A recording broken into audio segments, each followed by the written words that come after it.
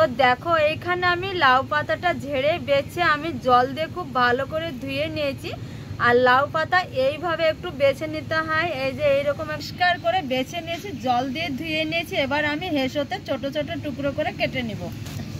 লাউ পাতাটা ছোট ছোট করে কেটে নিব সাইজ অনুযায়ী। এই যে দেখো ছোট ছোট করে কেটে নিব।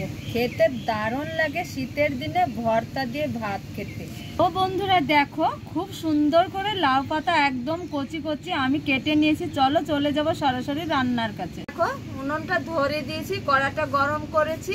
এবার এখানে দিয়ে দেবো পরিমাণ মতো সাদা তেল। তেলটা গরম হয়েছে, এইখানে দিয়ে দিব শুকনো লঙ্কা, তেলে একটু ভেজে নিব। শুকনো লঙ্কা ভেজে তুলে নিব। এখানে দিয়ে দিব রসুন। রসুনের পরিমাণটা একটু বেশি নিয়ে এইভাবে রসুনটা একটু তেলে ভেজে নিব।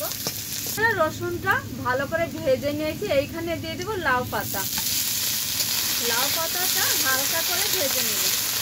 দিয়ে দেবো ঝাল মতো কাঁচা লঙ্কা। লঙ্কা দিয়ে আবারও একটু ভালো করে ভেজে নিব। হালকা করে ভেজে নিয়েছি আর জল জল হয়েছে। এবার তুলে নিব, ওটা শিলনোড়ায় বেটে নিব। দেখো রসুন কাঁচা লঙ্কা সব একসঙ্গে বেটে নিব। তো বন্ধুরা দেখো লাউ পাতা শিলনোড়ায় বেটে নিয়েছি। এইখানে দিয়ে দেবো স্বাদ বুঝে লবণ, শুকনো লঙ্কা দিয়ে আবারও আমি খুব সুন্দর করে বেটে নেব। আর দারুণ লাগে এটা গরম গরম ধোয়া ওঠা ভাতে খেতে লাউ পাতা বাটা। বন্ধু লাউ পাতা শিলনোড়ায় বেটে তুলে নিয়েছি। এইখানে দিয়ে দিব পেঁয়াজের একটু বেরেস্তা করে নিয়েছি আগেই আমি বন্ধুরা। লবণটা একটু কম আছে।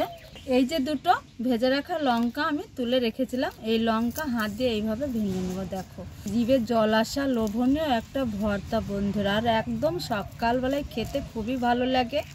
সেদ্ধ পড়া এইসব হলে ভাত সবাই কিন্তু খেয়ে নেবে। দেখো